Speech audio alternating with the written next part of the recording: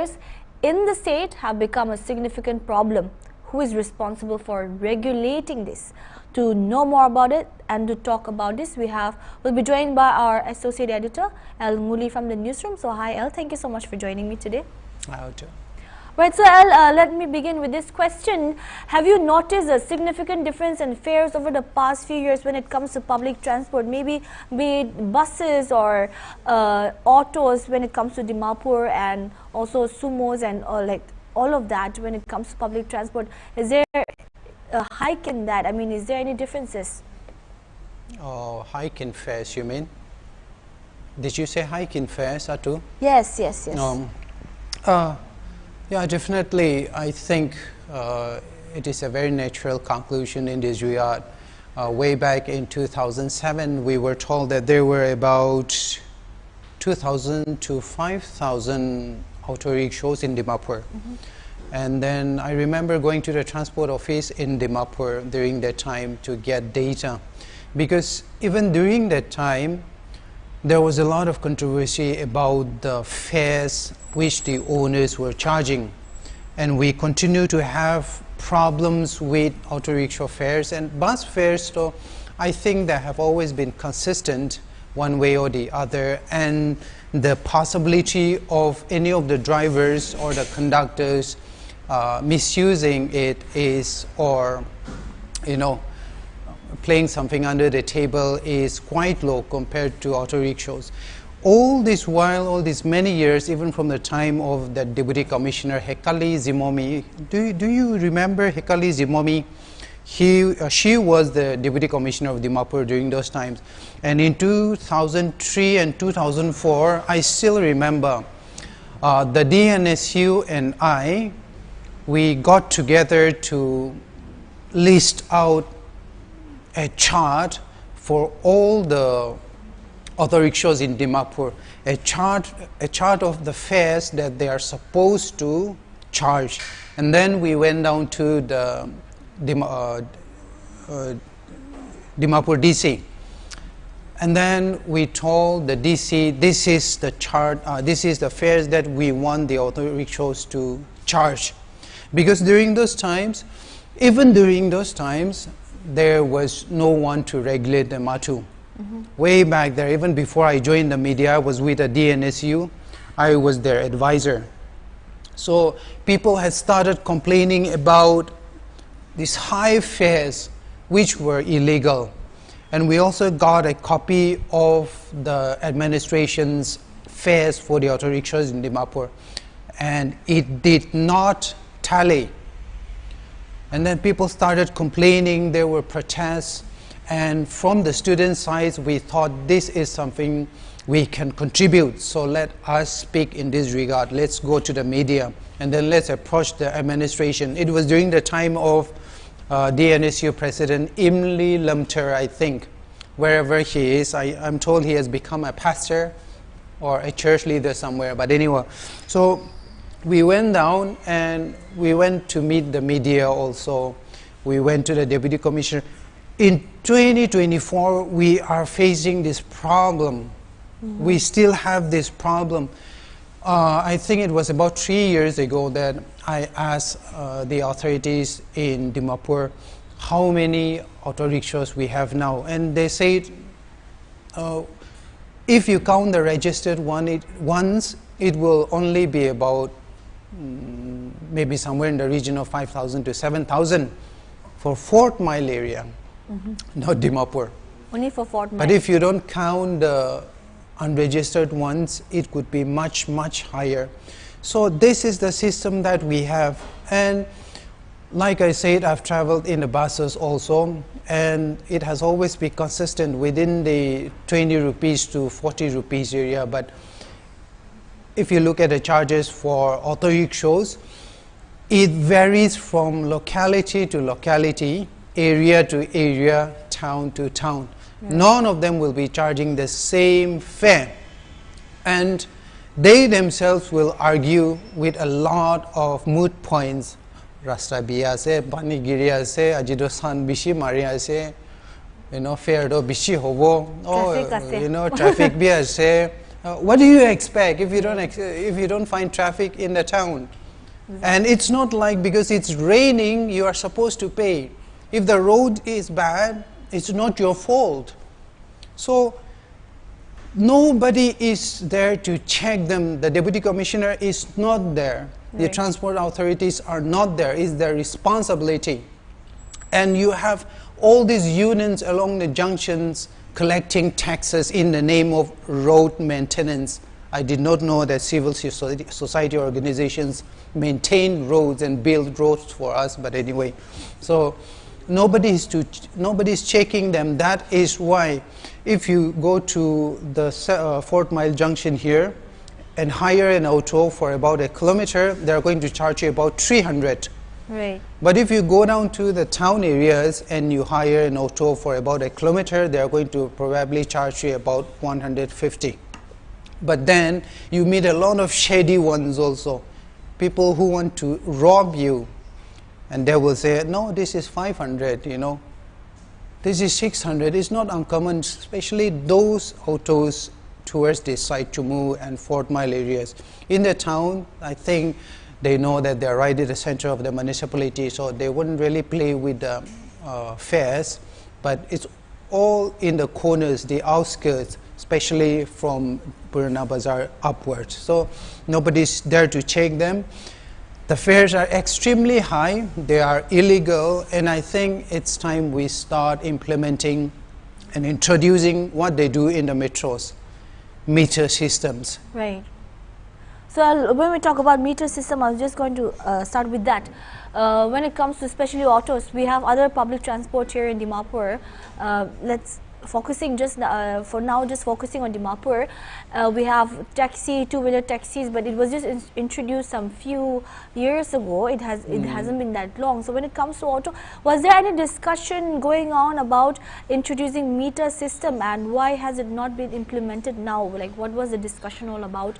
They did not agree with it, the auto union, or what was it? Because in other big cities as well, and now that Dimapur is becoming huge now, it can be considered as city-like somewhat. So why has it not been implemented so far? I think it was during the time of Kesyono Yomei, right? I think that it is name, the Deputy Commissioner of Dimapur. So it was during the time way back 2014 or 15, I remember. The district administration wanted to introduce meter systems for the auto rickshaws, and the autos started protesting. They started agitating, they stopped services, and they said, no, we cannot have meter systems. They were giving these and that reasons. They were giving their arguments. The prices are, the fuel prices are high. We cannot maintain our families. So the district administration said, if you are not going to implement the metering system, then we're going to bring in buses. And they brought in buses, but after that, I don't know what happened. And logically, Atu, a meter system should be in place, because first thing, it streamlines the fare system across the district. It makes the fares uniform. Second, it shows for accountability, because you know that you are paying the rates that the administration has fixed, and that is correct, whether you like it or not. And third, the meter system ensures that you won't have people who are not members of the transport community coming in and trying to earn money. And most importantly, fourth, the meter system ensures that citizens who are supposed to be using public transport, that is the people who do not have private transport, are paying what they can. So this is, I think, what the administration should seriously start considering, because without the meter system, we are not only we are not only stealing from the citizens, we are also ensuring that these jumps in the economic system, within the transport system, the illegal fares, the high fares, unregulated fares are going to be translated in other ways. For example, prices of essential commodities. It is also going to be translated in, let's say, people of the lower economic classes, they are having to pay more for more than what they buy in the market, because people who use the auto rickshaws are small business people or farmers, and they're going to use the charges that the auto rickshaws or public transport uses to translate it into their earnings if they are using it to do business. So I think this is, the meter system should be introduced by the district administration. And we were in Delhi, we traveled for about 3 kilometers, I think, and then there was a meter system. I was with my nephew. We were in the south, and I think we went from Beaufort Junction all the way to India Habitat Center, which is almost 4 kilometers. We paid 45 rupees, Atu. Right. Here, if you take an auto from Chumugitima to Dimapur, you'll have to take a loan from the SBI, or you have to ask your mother for her pension to pay that auto fare. So we need a meter system so that we weed out all these dishonest criminal auto rickshaws out, and we need to start thinking about the common people. Our salaries have not increased. The salary median in Nagaland has not increased during the past 10 years. It is still within the 5,000 to 7,000 a month salary medium. But over the past 10 years, we have gone from 50 rupees for hire way back in 2010 to almost 400 for half a kilometer. So I think the government should, the district administration and the municipality administration should set up a panel system, an authority that will regulate and keep these auto rickshaws in check, and not only them, the private buses also, the taxis also, and start a metering system. And if they refuse, I think there are a lot of people who will want to start their own transport business. So if they refuse, bring them in.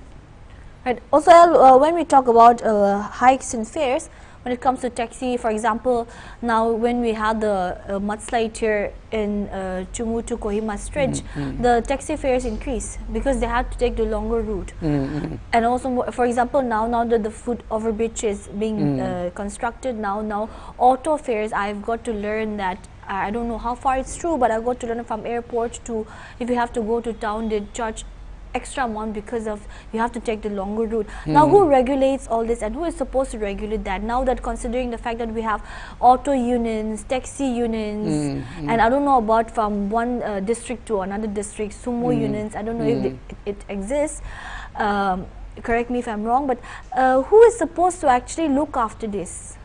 The municipal authorities, of course, and the transport authorities of the district, especially the regional transport authority, I believe.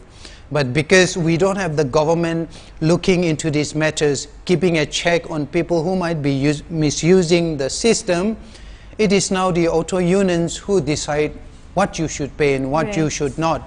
And that is a sad reality, because we have the district transport authorities, the deputy commissioners, the SDOs, the civil SDOs are there. We have the municipal authorities now. We have elected them just recently. So this is something they should be keeping in check, because this is their duty. This is the reason they have been put into office. I remember during the time of Deputy Commissioner Moa Longkamar, who was heading the district administration during that time, whenever you meet to discuss auto fares or the prices of essential commodities in the market, please don't call the Dimapur district civil societies. Don't call the Naga women's associations or the HOHO. Don't call the public leadership, and don't call the transport authorities or the bazaar unions. Call leaders of the localities. They are the ones who know what is going on in the ground, because they are in touch with the pulse of the people. They know how much they can pay, how much they cannot. So whenever they decide on auto fares or prices of commodities in the market, it's the civil society organizations they call to. I shouted at them, I remember during the time, I think I was with Eastern Mirror. So what we need is an expert panel, and empower them with some kind of a prosecution function, and let them check what is going on in the cities, in our towns, with the local transport communities, and set fares, and then set up metering systems so that no one will be able to manipulate the system. Do you know how to? Most of these autos, and I keep my car there because I cannot take it out on the streets, my eyesight. So most of the time I take an auto. And I asked them, how much do you earn in a month? You know what they told me?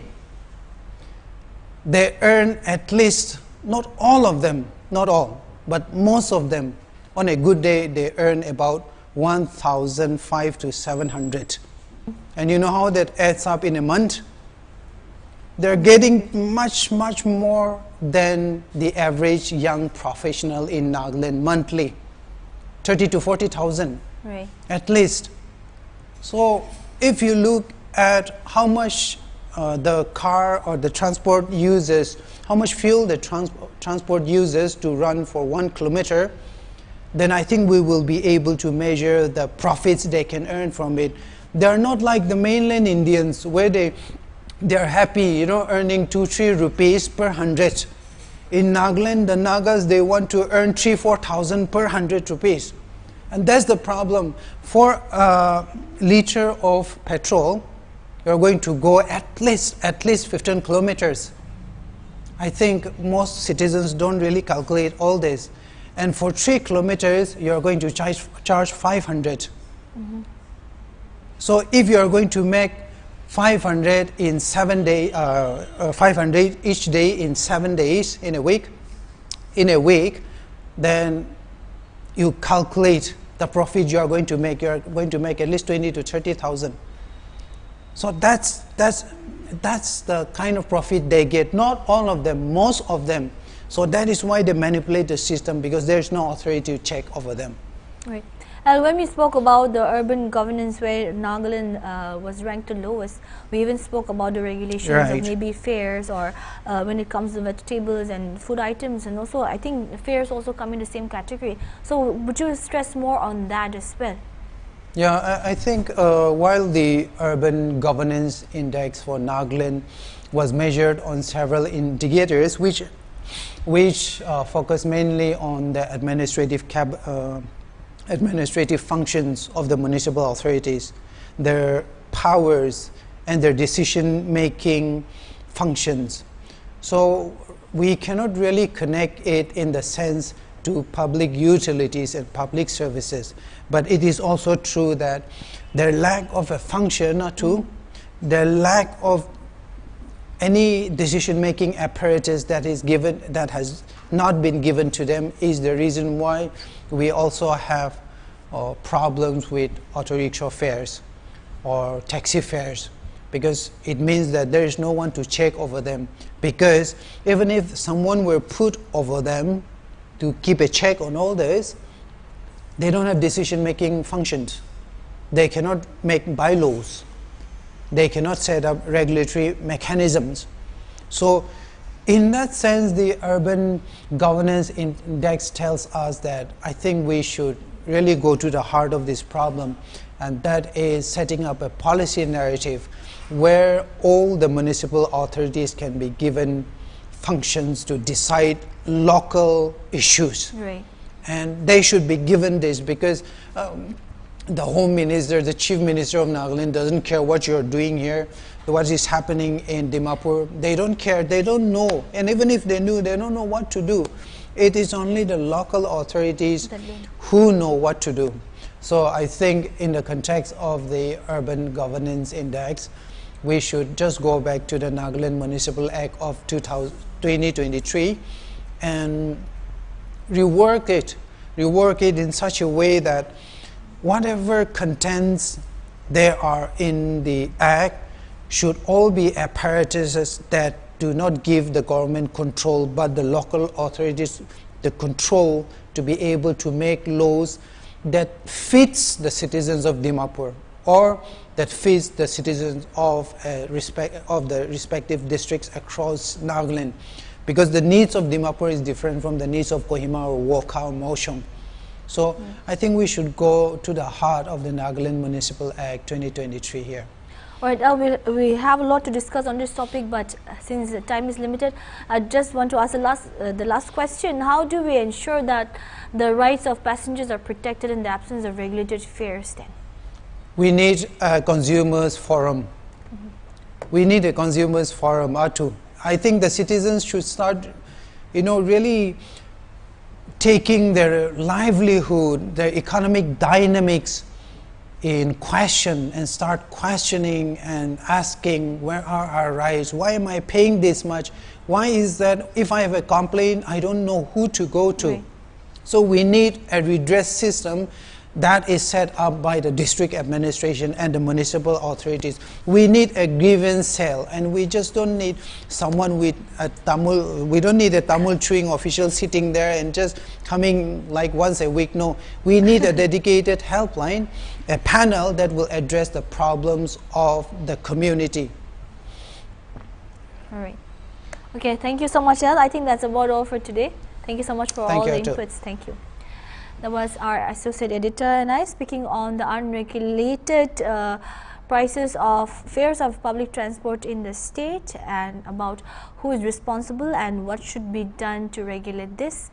So that's all for now. Keep watching Hornbill TV. College बोले तो दोस्ती यारी यारों संग है freedom सारी freedom equals time of life माने enjoy ride Activa, Activa, Activa, moderately Activa.